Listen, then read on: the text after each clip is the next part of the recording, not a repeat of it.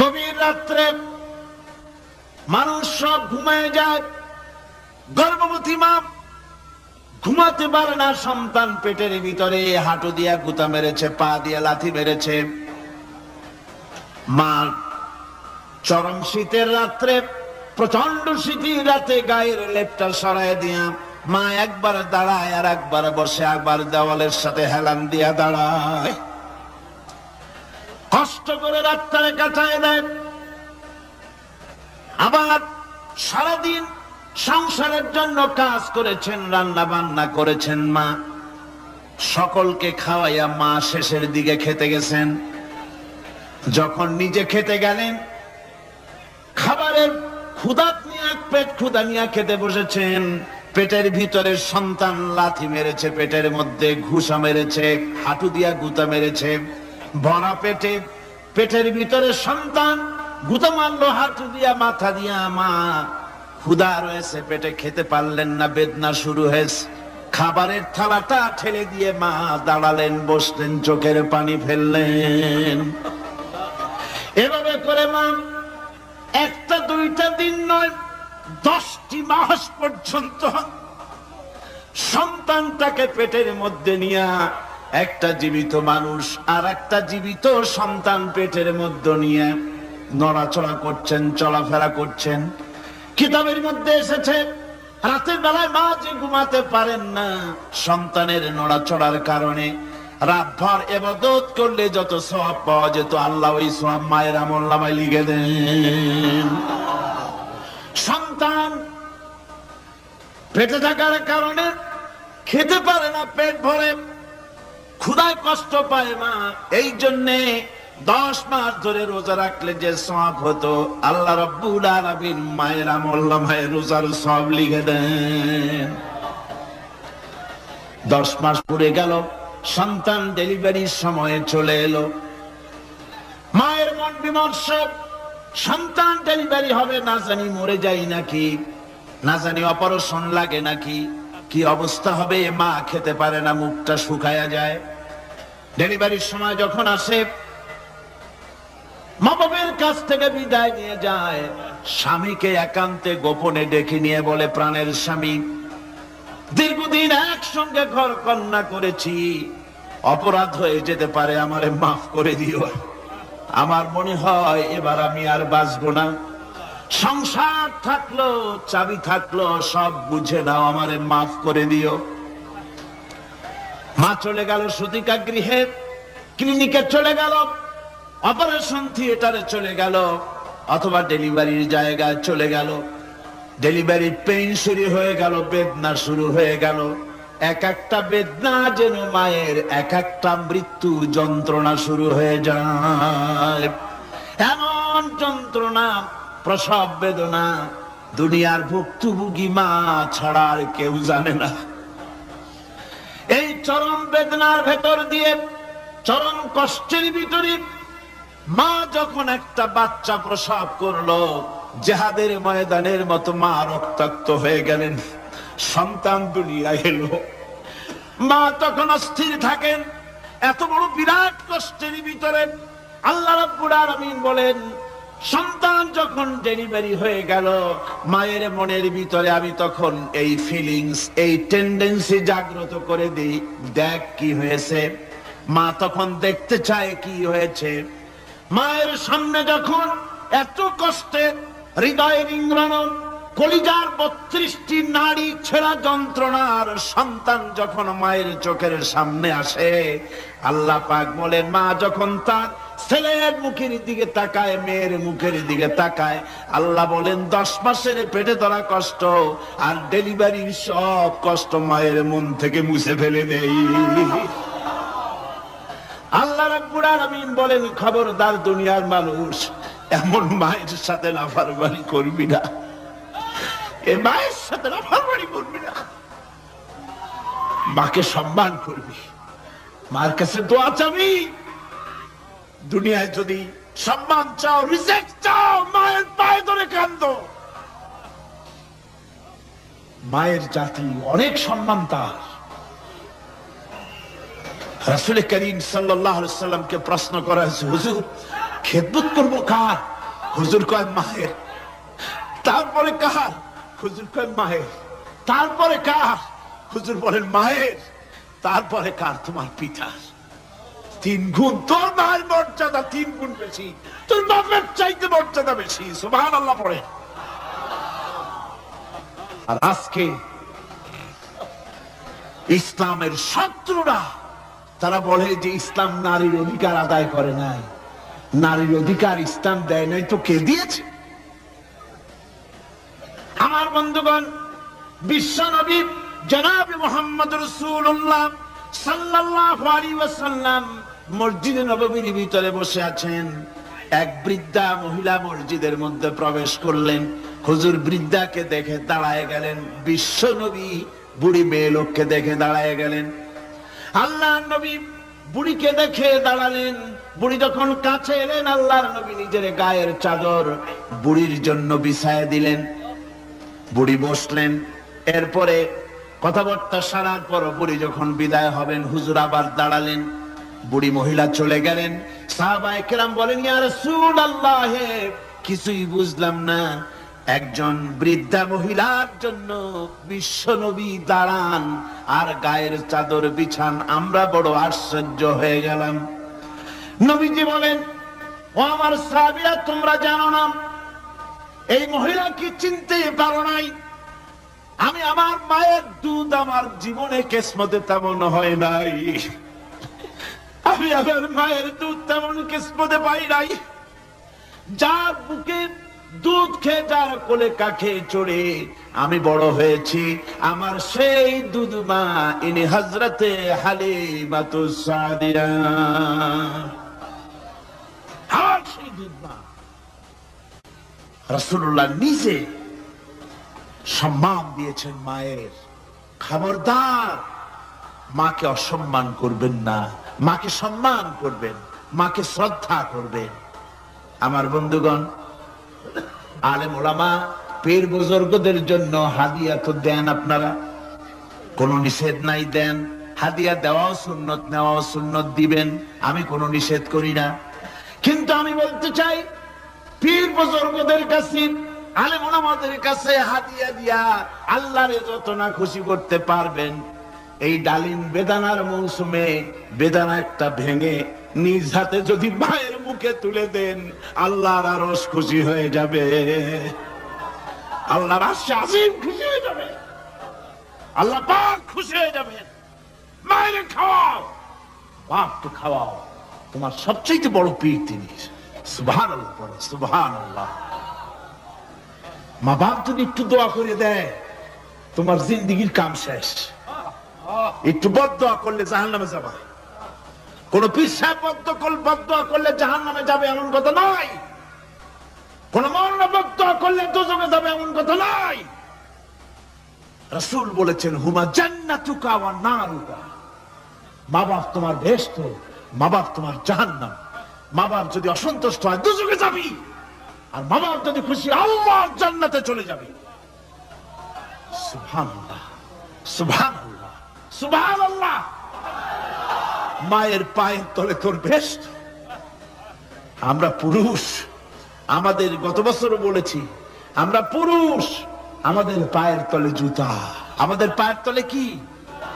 শুধু জুতা। আর আমার মা, আমার মায়ের জাতি যারা এই প্যান্ডেলে বসে আছেন, আমার মায়েরা, বোনেরা, মায়ের জাতি যারা পৃথিবীতে, মায়ের জাতির পায়ের তলে আল্লাহর বেহেশত। সুবহানাল্লাহ। নারীর মর্যাদা ইসলাম দেয় নাই, কে দিয়েছে? আল্লাহ দিয়েছেন, আল্লাহর রাসূল দিয়েছেন। আমার বন্ধুগণ, হযরত বাইজিদ বুস্তামি, ছোট্ট বাচ্চা ছেলে, গভীর রাত্রে মা অসুস্থ, পানির পিপাসায় জেগে উঠেছেন। বাবারে, পিপাসায় শেষ হয়ে গেলাম, পানি দাও। ছেলে ঘরের ভিতরে পানি না পেয়ে বাইরে দৌড়াদৌড়ি করলেন। অনেক দূর থেকে পানি নিয়ে এসে দেখেন মা ঘুমায় গেছেন। পানি নিয়ে দাঁড়ানো পৌষ মাস, মাঘ মাসের শীতের রাত, ফজরের সময় মায়ের ঘুম ভেঙে গেল। তাকিয়ে দেখেন বাইজিদ দাঁড়ানো, হাতে পানি থরথর করে কাঁপছে। জিজ্ঞাসা করে, বাইজিদ তুমি দাঁড়ানো কেন? ছোট্ট বাচ্চা বলে, মা পানি চেয়েছিলে তুমি গভীর রাত্রে, পানি ঘরে ছিল না, অনেক দূর থেকে আনতে হয়েছে। মা বলছে ঘুমাও নাই কেন গ্লাস থুইয়া? বাচ্চা বলে ঘুমাই নাই। তুমি যদি আবার পানি চাও সময় মতো যদি দিতে না পারি মা তোমার কষ্ট হবে, এই জন্য ফজর পর্যন্ত আমি দাঁড়ায় আছি, কখন তুমি পানি চাও। মা হাতের থেকে পানি নিয়ে পান করলেন, বাইজিদকে বিছানার উপরে আরাম করে কম্বল দিয়ে ঘুম পড়াইয়া দিলেন। হযরতে বাইজিদের মা উযু করে ফজরের নামাজ পড়ে সিজদায় চলে গেলেন। চিৎকার মেরে কেঁদে বলেন, আমার রব, আমার আল্লাহ, আমি আমার বাইজিদের মা, আমি মা হয়ে বাইজিদের জন্য দোয়া করি। বাইজিদ আমার জন্য আজকে যা করেছে, আমি মা, আমার কলিজা ঠান্ডা হয়ে গেছে। আয় আল্লাহ, আমি বাইজিদের জন্য দোয়া করি, তুমি তাকে সুলতানুল আরিফিন বানাইয়া দিও। মঞ্জুর হয়ে গেল আল্লাহ পাকের কাছে দোয়া। আমার ভাইরা, আল্লাহ পাক বলছেন খবরদার, আমার ইবাদতের পরে মা বাপ, আল্লাহর ইবাদতের পরে কারা? মা বাপ। মা বাপকে সম্মান করো, শ্রদ্ধা করো, মোহাব্বত করো, কিসমত খুলে যাবে, কিসমত খুলে যাবে। মা বাপকে সম্মান করো। হযরত আবু হুরায়রা রাদিয়াল্লাহু তাআলা আনহু রাসূলের সামনে এসে কাঁদতেছেন। হুজুর বলছেন, আবু হুরায়রা কাঁদো কেন? কাঁদো কেন? রাতের বেলা কাঁদো কেন? হযরত আবু হুরায়রা বলছেন, হুজুর আমাকে মা মেরেছেন। হুজুর বলছেন, মা মারলো কেন? কোন অপরাধ করেছো? কোন গোস্তাখি করেছো? আবু হুরায়রা বলছেন, না হুজুর, কোন গোস্তাখি করি নাই, তবে মারলো কেন? হযরত আবু হুরায়রা বলছেন, হুজুর আমি আপনার দরবার থেকে ফিরতে রাত হয়ে গিয়েছিল। মা জিজ্ঞেস করলেন, আবু হুরায়রা এত রাত্রে কোথায় ছিলি? বললাম, আমি ছিলাম যে কদম চুমতে পারলে দুনিয়া ধন্য হয়, সেই দরবারে নববীর কদম মোবারক থেকে আসতে আমার দেরি হয়েছে। আমার মা মুশরিকা, আপনার নাম শুনে তার গায়ে আগুন জ্বলে উঠলো, আমাকে ধরে মারা আরম্ভ করলো। বলল, হয় আমার বাড়ি ছাড়বি, আর না হয় মুহাম্মদ সাল্লাল্লাহু আলাইহি ওয়াসাল্লামের দরবার ছাড়বি। আমি বললাম, আমার মা, তুমি বুড়ি মানুষ, তোমার গায়ে যত শক্তি আছে সমস্ত শক্তি দিয়ে আমারে পিটাও, আমারে মারো। মারতে মারতে আমাকে বাড়ি থেকে তুমি বের করে দাও। তোমার বাড়ি শুদ্ধ, তাম দুনিয়া ছেড়ে দিতে পারি, আল্লাহর নবীর কদম মোবারক ছেড়ে দিতে পারি না। হুজুর, আমার মা আমাকে গলা ধাক্কা দিয়ে বের করে দিয়েছেন। হুজুর বলছেন, আবু হুরায়রা, তোমার মা তোমাকে মেরেছে, তুমি আমার কাছে নালিশ করছো? আমার তো এখানে ইন্টারফেয়ার করার কিছুই নেই। সুবহানাল্লাহ, সুবহানাল্লাহ। মা তোমাকে মেরেছে, এখানে আমার করার কিচ্ছু নাই। বিশ্ব নবী বলছেন, এত বড় পাওয়ারফুল নবী, লেজিসলেটিভ পাওয়ার, সারে আল্লাহ তাকে বানিয়েছেন শরীয়ত প্রণেতা। কোরআন শরীফ, কোরআন শরীফে শুধু হালাল ও হারামের,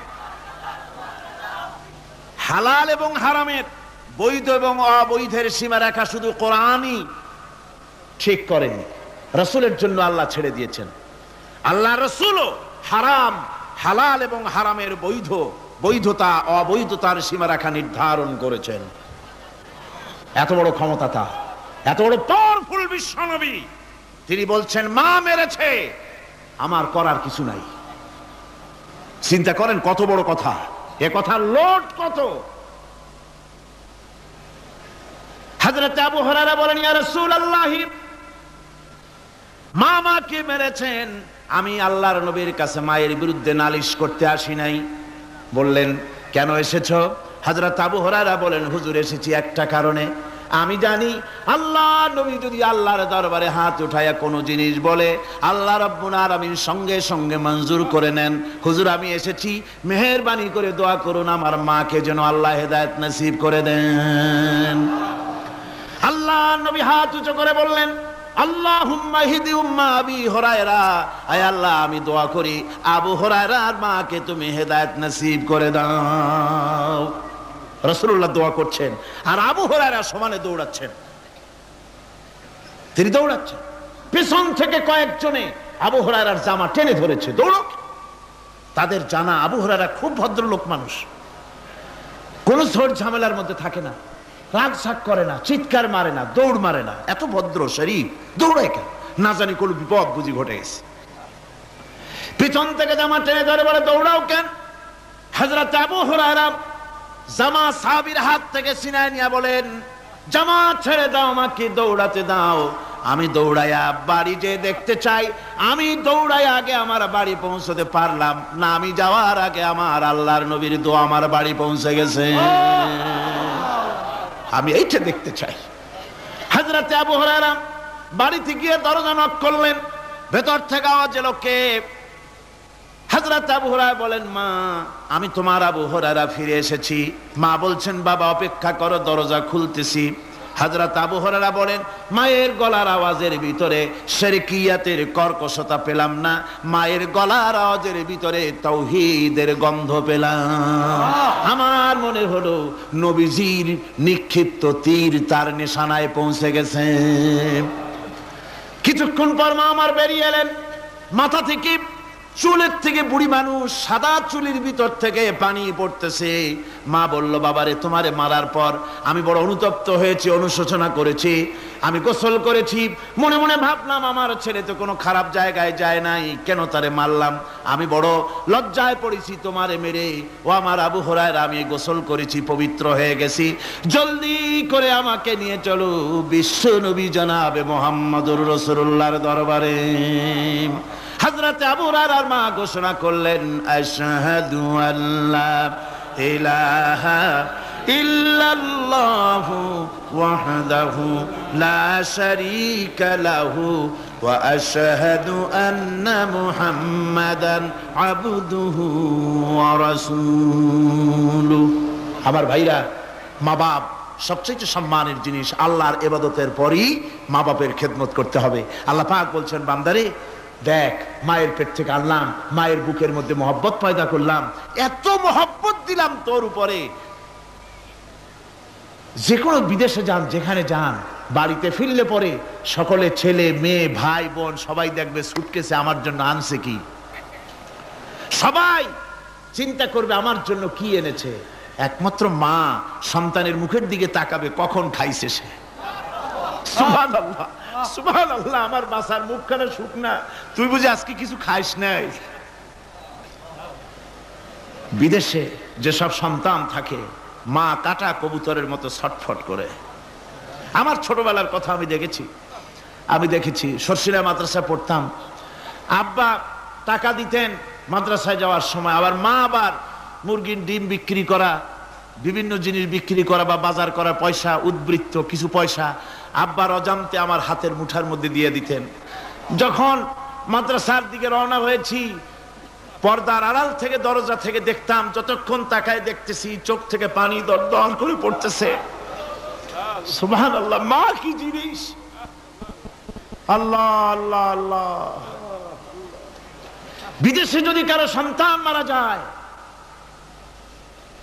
সবার জানার আগে কবি বলতেছেন, বিদেশে বিরাজ্য যার পুত্র মারা যায়, পশু পক্ষী না জানিতে আগে জানে মায়। মায়ের কলিজার তারে টান লেগে যায়, মা বুঝতে পারে আমার সন্তানটা নাই। আহারে মা! আমার বন্ধুগণ, মা যার বেঁচে আছে বেয়াদবি করেছেন, পাও ধরে মাপ নিয়ে নেবেন, পাও ধরে মাপ নিয়ে নেবেন। মা তো পাও ধরে দেখবেন মাফ করে দিবে। সুবহানাল্লাহ, সুবহানাল্লাহ, কত দরদ তার বুকের মধ্যে। আর মা বাপকে সম্মান করবে। যাক, এই বিষয়ের উপরে আমি আর যেতে চাই না, শুধু আমি আপনাদের বললাম, এই বিশাল জনতাকে বললাম, সবচাইতে বড় পীর আপনার জন্য আপনার মা বাপ। সবচাইতে বড় পীর কে? মা বাপ। সন্তুষ্ট করেন, রুজিতে অভাব ঘটবে না, কোন মাজারে গিয়ে সেজদা দেওয়া লাগবে না, আল্লাহর কসম, মাজারে যাই চাওয়া লাগবে না। মা বাপকে খেদমত করেন, মা বাপকে খুশি করেন, মা বাপকে খাওয়ান, হাদিয়া দেন, মা বাপ খুশি, রুজিতে বরকত হবে, ব্যবসায় বরকত হবে, ঋণগ্রস্ত থাকবেন না, সম্মান আল্লাহ বাড়ায় দিবেন। সুবহানাল্লাহ বিহামদি, রাসূলুল্লাহর হাদিস। এই জন্য আমি অনুরোধ করব, মা বাপকে সম্মান করবেন। বিশাল আকাশের মালিক, আমাদের হায়াতের মালিক, আমাদের মওতের মালিক, আমাদের সুখ দুঃখের মালিক, আমাদের মনিব, আমাদের রব, সর্বস্রষ্টা, সর্বশ্রেষ্ঠ মালিক মহান আল্লাহ রাব্বুল আলামিনের সামনে মাথা নিচু করে একান্ত গোলামের মতো, ভিক্ষুকের মতো, কাঙ্গালের মতো জীবনের সব দুঃখ দুর্দশা আল্লাহর কাছে বলবো। আমরা আমাদের গুনার কথা বলবো। করম তু আগার করে वो बातें जुबान को जो दिल पर असर करे। रब्बना तक़ब्बल मिन्ना इन्नका अंतस समीउल अलीम व तुब अलैना इन्नका अंतत तव्वाबुर रहीम। सुब्हान रब्बिका रब्बिल इज्जति अम्मा यसिफून व सलामुन अलल मुरसलीन अल्हम्दुलिल्लाहि रब्बिल आलामीन। আজকে আসুন আমরা শয়তানের ওয়াসওয়াসা থেকে আল্লাহ পাকের কাছে পানাহ চেয়ে নিয়ে যথারীতি কোরআন থেকেই সরাসরি আলোচনা শুরু করি। পড়ুন সবাই পুরুষোচিত কণ্ঠে। কাইফা তাকফুরুনা বিল্লাহি ওয়া কুনতুম আমওয়াতান ফাহিয়াকুম সুম্মা ইউমিতুকুম সুম্মা ইউহয়িকুম সুম্মা ইলাইহি তুরজাউন। হে মানুষ, তোমরা কিভাবে কুফরি করো, অস্বীকার করো, আল্লাহর সাথে নাফরমানি করো? কিভাবে করো? যে আল্লাহ তুমি ছিলে মৃত্যু, তোমাকে আল্লাহ পাক জিন্দা করেছেন। এই জিন্দা থেকে আবার মৃত্যু করবেন, আবার মৃত্যু থেকে তোমাদেরকে জিন্দা করবেন, আবার সেই আল্লাহর কাছে তোমাদেরকে ফিরে আসতে হবে। সুতরাং মানুষ জন্মের পূর্বে সব মৃত্যু ছিল, এ কথা তো আজ বিজ্ঞান সম্মত কথা, বৈজ্ঞানিক সত্য কথা। মানুষ জন্মের আগে মৃত্যু ছিল। কিভাবে? মানুষের উৎপত্তি কোত্থেকে এলো? কোরআনে কারীম তা পরিষ্কার করে বলছে। তোমাকে কিভাবে সৃষ্টি করেছে তুমি দেখো। সন্তান মায়ের জরায়ুতে আসার পূর্বে সে ছিল পিতার শুক্রকীট আর মায়ের ডিম্বাণু, অর্থাৎ স্পার্মটোজন এবং ওভাম, এই দুটি জিনিসের মধ্যে সে বিভক্ত ছিল। মায়ের বক্ষপিঞ্জর এবং পিতার পৃষ্ঠদেশ থেকে সবেগে নির্গত এক ফোঁটা পানি দিয়ে আমি আল্লাহ পাক তোমাকে সৃষ্টি করেছি। কোরআনে কারীম বলছে, হাল আতা আলাল ইনসানি হিনুম মিনাদ দাহরি লাম ইয়াকুন শাইআম মাযকুরা। মানুষের জীবনে কি এমন এক সময় এসেছিল না যখন সে উল্লেখযোগ্য বিষয় বস্তু হিসাবে পরিগণিত ছিল না? তোমার নাম ছিল না, পরিচয় ছিল না, কিছুই ছিল না, দুনিয়ার কেউ তোমাকে জানতো না, শুনতো না। আমি আল্লাহ পাক তোমাকে সৃষ্টি করেছি। তুমি কোত্থেকে এলে? কোরআনে কারীম থেকে তা জেনে নাও।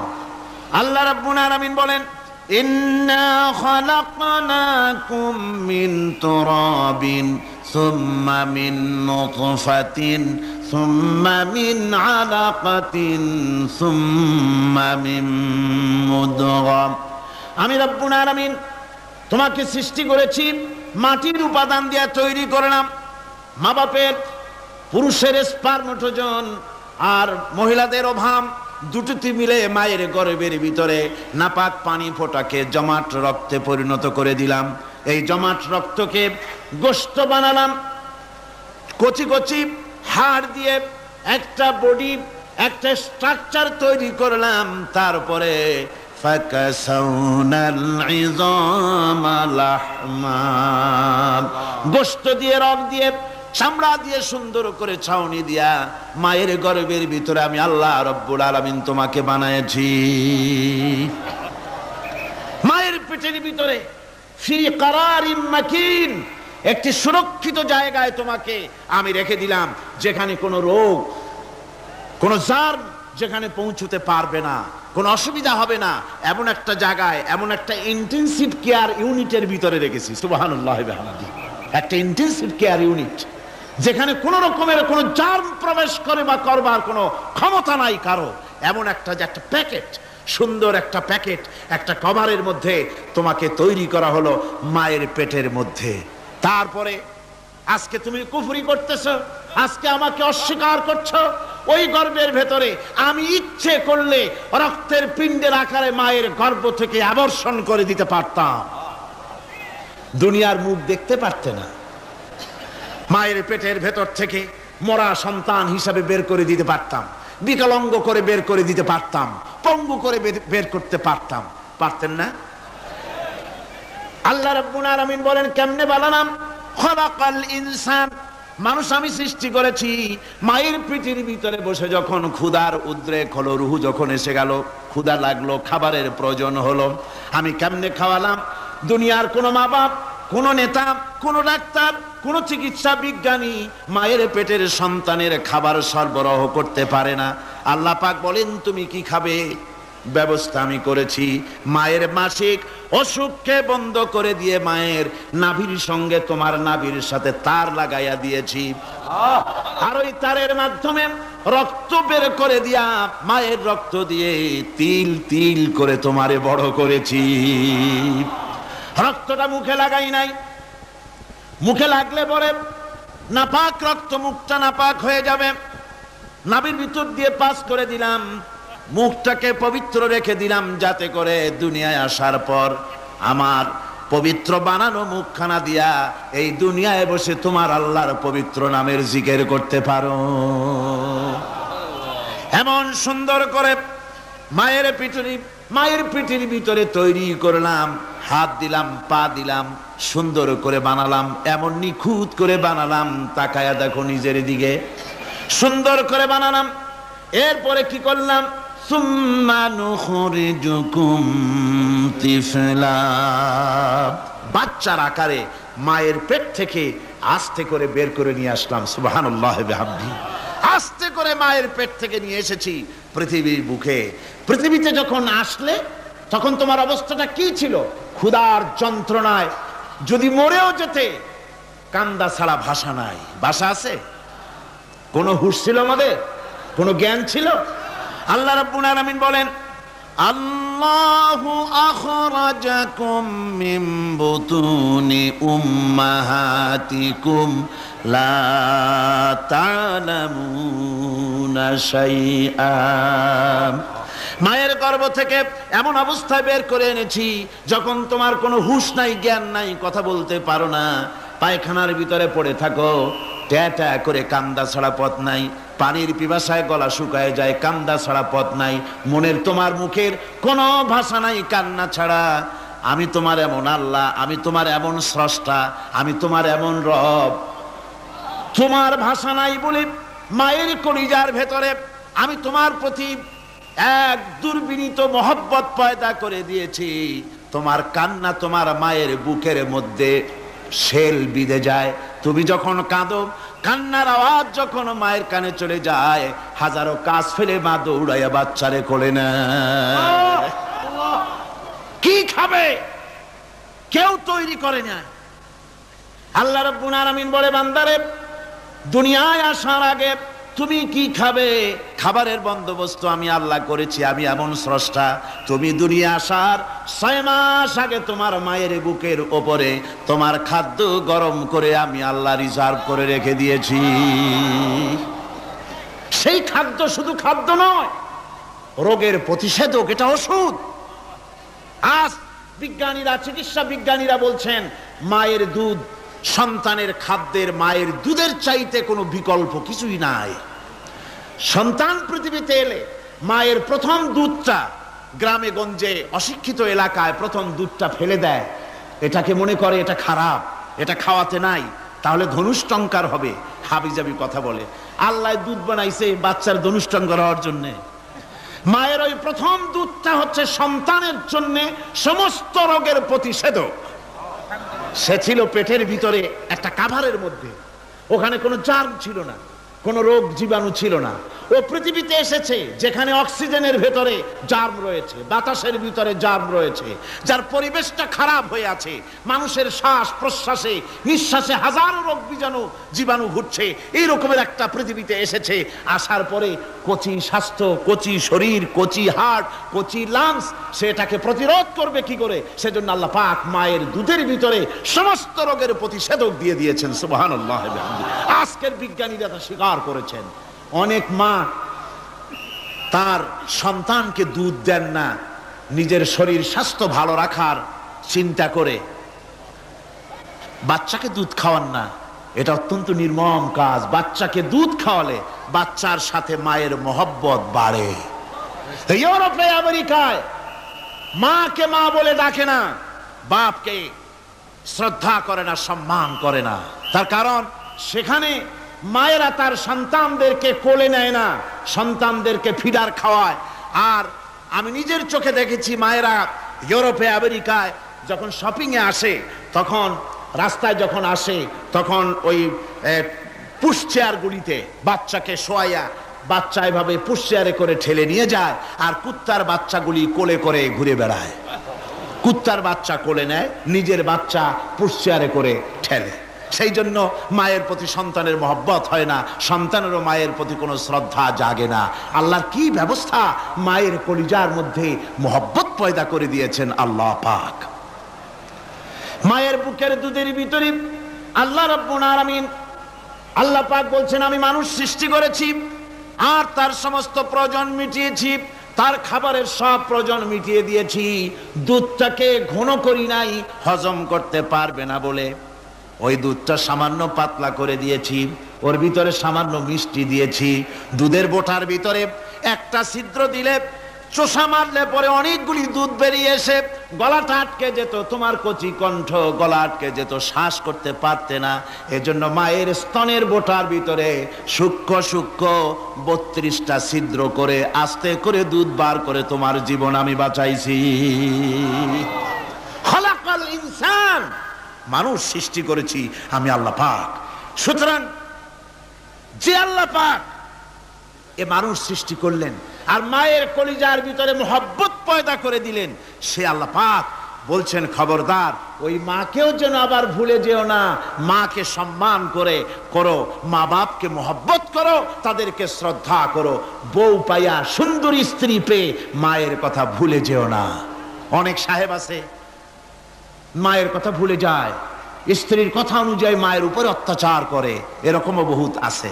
আল্লাহ পাক বলছেন শোনো, وَقَضَى رَبُّكَ أَلَّا تَعْبُدُوا إِلَّا إِيَّاهُ وَبِالْوَالِدَيْنِ إِحْسَانًا। তোমার প্রভুর পক্ষ থেকে ফয়সালা হয়েছে, চূড়ান্ত সিদ্ধান্ত হয়ে গিয়েছে, আমি আল্লাহর ইবাদতের পর তোমার মা বাপের ইহসান করবে, খেদমত করবে, তাদের জন্য উপকার করবে, তাদেরকে ভালোবাসবে। আল্লাহ রাব্বুল আলামিন বলেন মা বাবার সঙ্গে কেমনে কথা বলবে, তাদের সাথে কিভাবে আচরণ করবে, আল্লাহ তাও শিখিয়ে দিয়েছেন। আল্লাহ পাক বলেন ওয়ালা তাকুল লাহুমা ওয়া কুল লাহুমা কাওলান কারীমা। মা বাবার সাথে সম্মানজনক কথা বলো। ওয়া কুল লাহুমা কাওলান কারীমা, সম্মানজনক কথা বলো। মাথায় ঝাঁকি দিয়ে রাগ করে চোখ মোটা করে কথা বলো না। তুমি সন্তান, তোমার জন্য সবচাইতে বড় পীর তোমার আব্বা তোমার আম্মা, ঠিক কিনা কন? ছেলের জন্য, মেয়ের জন্য, সন্তানের জন্য সবচাইতে বড় পীর কে? বাপ মা। এটা ভালো করে মনে রাখতে হবে। আপনার মৌলানা সাহেবদের দোয়া, পীর সাহেবদের দোয়া কবুল হতেও পারে, নাও হতে পারে, 50-50 সম্ভাবনাও আছে, আবার সম্ভাবনা নাই। কিন্তু মা বাবের দোয়া কবুল হবে 100% সিউরিটি রয়েছে। রাসূলুল্লাহ বলেছেন 3 জনের দোয়া কবুল হবে, মুস্তাজাবুদ দাওয়াত। কয়জনের দোয়া কবুল হবে? আল্লাহ রাব্বুল আলামিনের হাবিব বলেন 3 জনের দোয়া কবুল হবে আল্লাহর দরবারে। তার মধ্যে একজন হলেন মাজলুম ব্যক্তি, যে ব্যক্তি অত্যাচারিত, যে ব্যক্তি মুসাফির, প্রবাসী, তার দোয়া কবুল হবে। আর মা বাপ যদি সন্তানের জন্য দোয়া করে, ওই দোয়া আল্লাহ রাব্বুল আলামিনের দরবারে মঞ্জুর হয়ে যায়। আল্লাহ রাব্বুল আলামিন মা বাপ সম্পর্কে বলেন মা বাবের জন্য আমার কাছে দোয়া করবি বান্দারা, আমার কাছে দোয়া করবি। দোয়াটা আল্লাহ পাক শেখাচ্ছেন, রব্বিরহামহুমা কামা রব্বায়ানি সাগীরা। পড়েন সবাই, রব্বিরহামহুমা কামা রব্বায়ানি সাগীরা। একটু জিকির করেন লা ইলাহা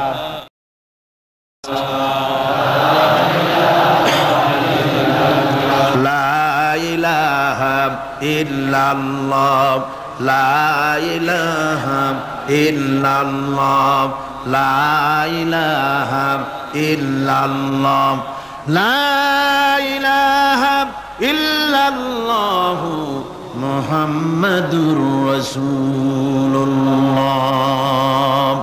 আমার ভাইরা, আল্লাহ পাক শিখাচ্ছেন, বান্দা তোর মা বাপের জন্য আমার কাছে দোয়া কর। আয় আল্লাহ, আয় রব, আয় আমার প্রভু, আমার মা বাপ যেমন ছোটবেলায় আমাকে স্নেহের কোলে লালন পালন করেছে, আয় আমার আল্লাহ তুমি আমার মা বাপকে তোমার রহমতের কোলে লালন পালন করো। আল্লাহ শিখাই দিয়েছেন। আমার ভাইরা, প্রত্যেক নামাজের পরে এই দোয়াটা ভুলে যাবেন না। ভুলে যাবেন? ভুলে যাবেন? আমার ভাইয়েরা, আমার বোনেরা, সবাই প্রত্যেক নামাজের পরে পড়বেন, রাব্বির হামহুমা কামা রাব্বায়ানি সগীরা। এই দোয়া করতে কেউ ভুলে যাবেন না। আল্লাহ রাব্বুল আলামিন বলে, বান্দারে ওয়া ওয়াসাইনাল ইনসানা বিওয়ালিদাইহি ইহসানা হামালাতুহু উম্মুহু কুরহা ওয়া ওয়াদাতুহু কুরহা।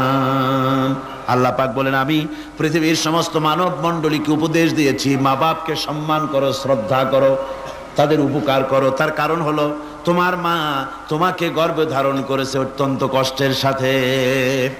আল্লাহ বলতেছেন, মা তোমাকে গর্ভ ধারণ করেছে অত্যন্ত কষ্টের সাথে, এরপরে তোমাকে ডেলিভারি করেছেন অত্যন্ত কষ্টের সাথে, তোমাকে ডেলিভারি করেছেন।